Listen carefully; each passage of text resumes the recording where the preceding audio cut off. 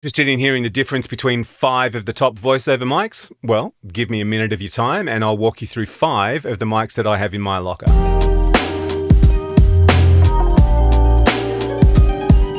So the first one, talked about it before, my favorite mic on the planet. This is the Austrian Audio OC818. Now, it's up there price-wise. It's about $1,900 Australian.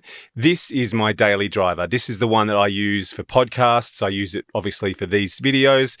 I use whenever I need to record myself. This is the mic I'm going to. It's clean, open, detailed, and it's got a great sound. If you are a voiceover artist, you could use this for just about anything. Commercials, voiceover narration, long-form reads, even promos. I mean, we talked about in the last episode, we talked about shotguns being a bit more for promos, but there's no reason why you couldn't use this for promo work. Okay, if you don't recognize this sound, you're not really a voiceover artist. This is, of course, the industry standard Sennheiser MKH416. Retails here in Australia for about $1,300. It's tight, it's directional, it's brilliant in a less than perfect room.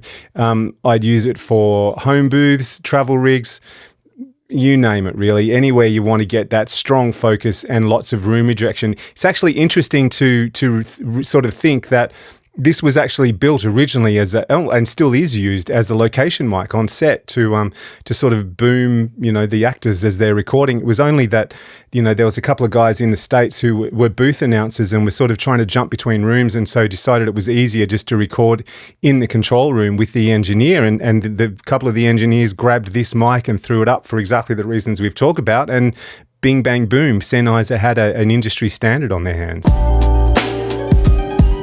Next up is this one. This is the RØDE NT1. This one happens to be the 5th gen, which is kind of cool because it does XLR as well as USB. I definitely recommend sticking with XLR if you can. It's about $500 here in Australia. Super quiet, smooth, insanely good for the price. Obviously good for home studios. Podcasters definitely, if you've got the room for it. Beginners right through to pros. Anyone who wants a clean, forgiving sound for not a lot of bucks. Now this one's the Neumann TLM103. It retails here in Australia for about $1,700. It's forward, it's very bright, very present, has that classic sort of radio promo sound.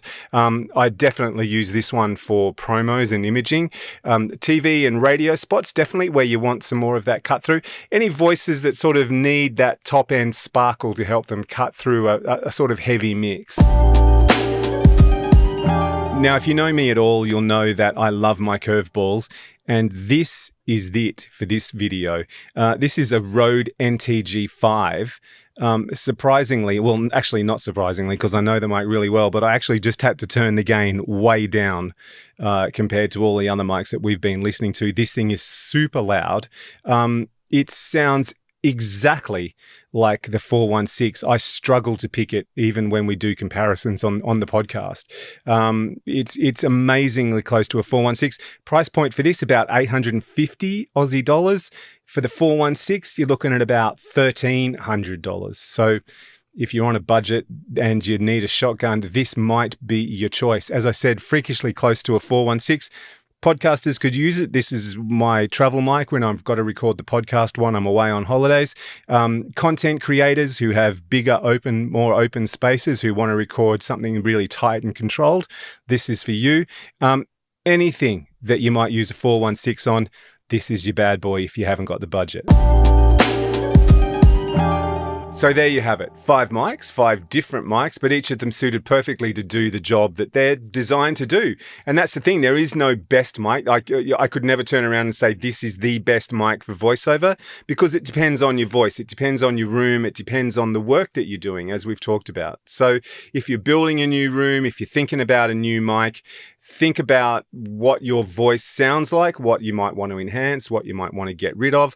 If your room is not perfect, you might want to be getting getting rid of some of those bouncy sounds or some other sort of acoustical problems in your room. And if you need help with that, you can find me at justaskrobbo.com. I do that every day. I help people with their rooms, get their room set up with new gear, with making gear decisions.